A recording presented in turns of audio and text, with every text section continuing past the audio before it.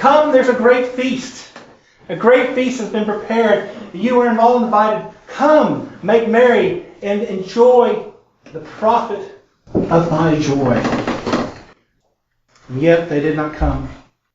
You would have thought that the person who was inviting the people today was moving. Or how many of us have tried to move and ask for help, and suddenly all sorts of things come up. Perhaps can you help me move? Oh, no, it looks like I've got grass to watch grow today, brothers. I can't help you today. You would have thought that was such a horrible thing that this man was asking, but no, he is saying, come and celebrate. I'm preparing a supper, a great feast. And it's prepared, all is ready. All you have to do is show up. You can eat, drink, and be merry. Oh, I have land that I've just bought, and so I have to attend to it. Excuse me if I don't come, please, forgive me. Another said, or I have just bought some oxen, and I go to prove them. In other words, he goes to make sure that they were oxen, and they were what they were told they were. I go to prove them. Just excuse me from the supper, I can't come now. Another one said, I have a wife, so you know the reason I can't come. The supper was made, and the feast was made ready, but they did not come. Let's hear the truth in what's happening here. You see, the one who has prepared the feast is the Lord our God. He's prepared the feast that's all made ready. The ones who were invited previously to the feast, the ones who he's making it for, well, they decided they didn't want to have part in it, of it anymore. And so they let all other kinds of things get in the way of them wanting to come and join in this heavenly feast, this heavenly meal, this communion of sorts, which we call Eucharist. You see, the Lord had come. Christ was upon the earth. And it was to his march to Golgotha that he was headed. And the meal, the feast is made ready. But yet, those who were previously invited, the Jews of the Old Covenant, didn't want to come. How many times are we such as those that we let other things get in the way of us coming to that feast? How many times do we have physical, mental, and spiritual battles here upon the earth, things that get in our way of us coming to that feast? The great hieromartyr Lutherius was not one of those people, because as he came forth to the feast by his life and his example that he gave to us. He was faithful even unto the end. In fact, he was so faithful that the man, Felix, who the governor had sent to take him, to bring him to Rome so that he might be tortured and killed, was converted as well. God be praised. If you can convert your executioner, God be praised. Holy Father, one of our Holy Fathers said that if you live a holy and righteous life, thousands around you will be saved. That Lutherius was one such of those people. You see, he marched to Rome joyfully, as if he was going to a great celebration, as if he was going, yes, to a great feast. He went to the feast. He didn't let the little things get in the way. He didn't let the torture of the torturer's whips get in the way. He didn't let the burning tar that they placed him in get in the way. The Lord restored him even for more suffering. And yet, at the very last, he didn't let a little thing of having his head removed from his body get in the way. You see, he went to the feast. We are all, as heirs of that example. We are Christians. We are Christ followers. And we are called to follow Christ. Guess where we are to go? We are to go to that feast. That is given to us if we would just come. However, there is a temptation that I will tell you about. A temptation which is very evil. A temptation that will try to drag you away from going to that feast.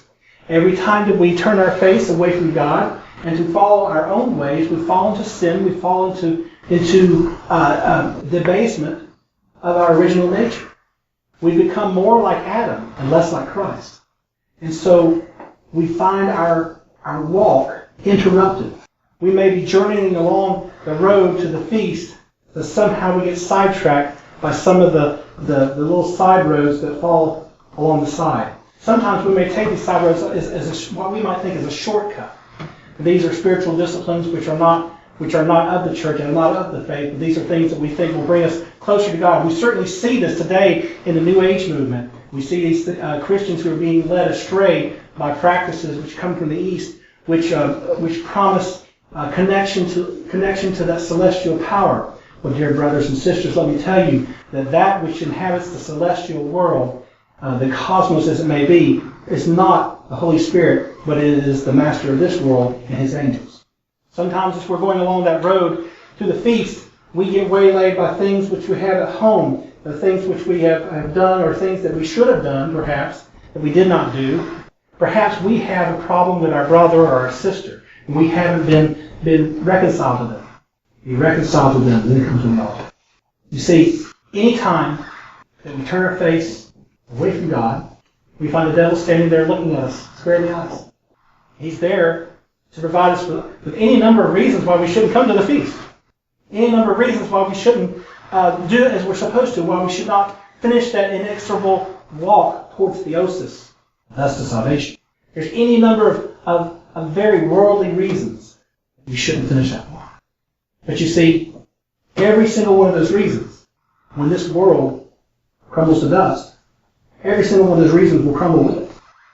Only the gospel of Christ, the sure ark of salvation of the church, has the positive and sure means to ferry us across that great divide, safely to the other shore. As these people in the parable had so many other things to worry about, Christ was trivializing those things which separated those people of the Old Covenant from the fulfillment of the covenant. Land, riches, family relations. The one about the wife is interesting, isn't it? One may say, well, I'm not going to come today because perhaps my wife is sick in bed and I need to take care of her. Well, I'll tell you something. I'll tell you a little something. Christ said, I come to set brother against brother. I come to set you at odds with each other. There is a story about two sons who had two fathers, and they had both fallen ill at the same time. One son went to procure the medicine that would heal his father. The other son did the very same thing. And both came back to their homes, they administered the medicine, and throughout the night, the two did very different things. As night began to fall, one son stood up with his father, watching him, every few hours coming to check on him as he was sleeping peacefully in his bed. He kept checking. In the course of the night, he got no sleep. He was watching his father. The other son, he gave the father the medicine. The man fell asleep in bed, and maybe every few hours he kind of just got up and just checked on him, make sure he was still breathing, everything was fine, and went back to bed. In the morning came. Both fathers were well and cured of their ailment. However, the first son was the one who was now sick and grieving, and now in bed because of lack of rest. And the other son was well. He went through the day caring for his father. And so you see, you have to also use some logic here. You have to use some sense, is that that which is provided to us is sufficient to cure. Let's have faith in it. That you come to the feast, regardless of what someone else is doing. Come to the feast. And so in closing today, dear brothers and sisters, I would leave you with this, is that as you leave this temple, as you leave this place, as you go out into the world, you will find meeting you right at the very gates of the monastery, you will find 1,000 reasons heaped up for you not to continue the journey to the feast. They'll be waiting for you. And as you go out throughout the day, they'll be heaped upon you even more reasons not to come to the feast. Even more reasons that you shouldn't do it. And all of them will seem to your mind really good reasons not to. However, I will give you the best reason to come to the feast. Because it's been prepared in your honor. As St. Lawrence said to the governor who said, the governor demanded of St. Lawrence that you need to bring me the treasures of the church and put them into the temple, and I will take them as homage and tribute. Lawrence spent 3 days gathering together the weak, the sick, the lepers, the blind, the dregs of society, and he put them in the temple. And when the governor came to collect them, he opened the doors and said, This These are the greatest treasures of the church. All of us. The greatest treasures of the church. The feast is made in your honor. So you can come to the feast. All has been made ready.